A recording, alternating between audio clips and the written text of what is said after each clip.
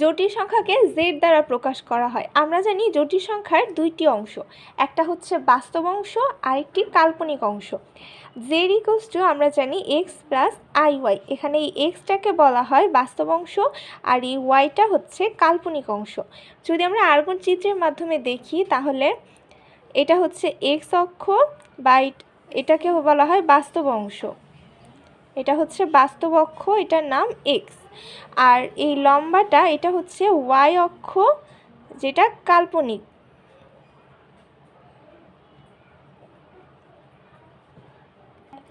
তার মানে হলো এই অক্ষটা এই অংশটা এটা হচ্ছে এক্স অক্ষ আর এটাকে বলা হয় বাস্তব অক্ষ, আর এই লম্বটা হচ্ছে ওয়াই অক্ষ বা কাল্পনিক অক্ষ।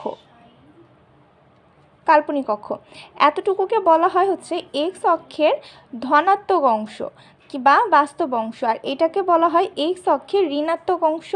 একইভাবে এটাকে বলা হয় ওয়াই অক্ষের ধনাত্মক অংশ আর এটা হচ্ছে ওয়াই অক্ষের ঋণাত্মক অংশ।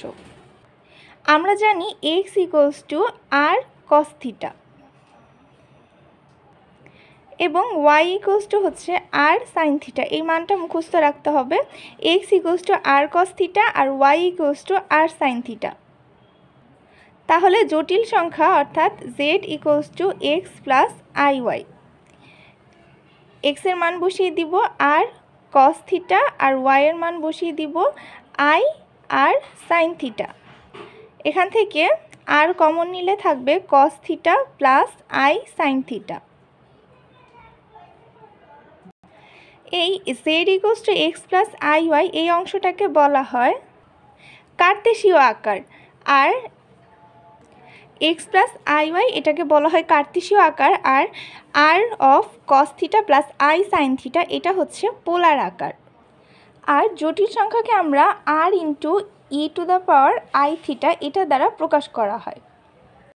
সামারি করে দিই, জটিল সংখ্যাকে জেড দ্বারা প্রকাশ করে, এটা হচ্ছে দুটি অংশ, বাস্তব এবং কাল্পনিক অংশ। আর এই যে এই অক্ষটা লম্বটা হচ্ছে ওয়াই, এটাকে বলা হয় কাল্পনিক অক্ষ বা এক্স অক্ষ, আর এটা হচ্ছে জেড অক্ষ বা বাস্তব অক্ষ।